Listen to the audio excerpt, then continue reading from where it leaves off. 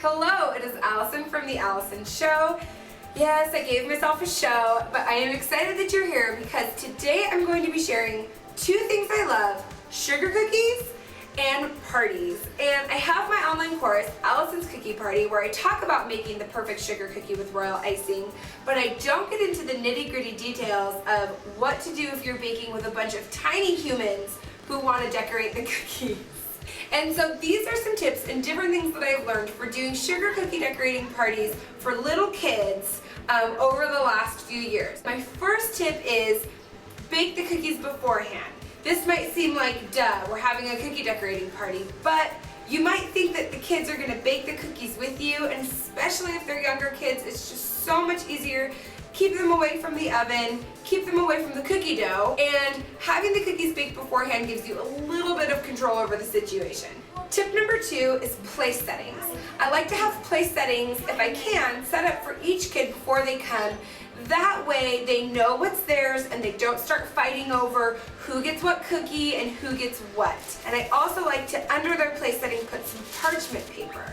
So even if you have a tablecloth or some butcher paper, parchment paper is great because the kids can practice with their royal icing on the parchment paper before they start doing it on their cookies. My third tip is have the icing already made in the squeezy bottles and ice the cookies beforehand. I like to give the kids a plate with some cookies that are naked that they can do what they want, and then some cookies that are already iced so they can draw on them with edible markers, add bigger decorations to them, maybe do some stamping on there, trying out the color mist. Here's A for Greta. Not yet. So you can eat the stamps? Yes, you can.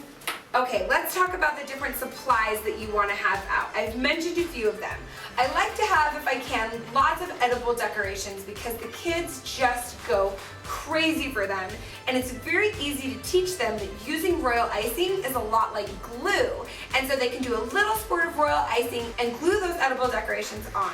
I also love to offer them lots of different types of sprinkles. This is a great way to get rid of the sprinkles you don't like anymore or don't want to use anymore because the kids just start dumping them every which way. So if you have some special sprinkles that you love, maybe reserve those or keep those to the side.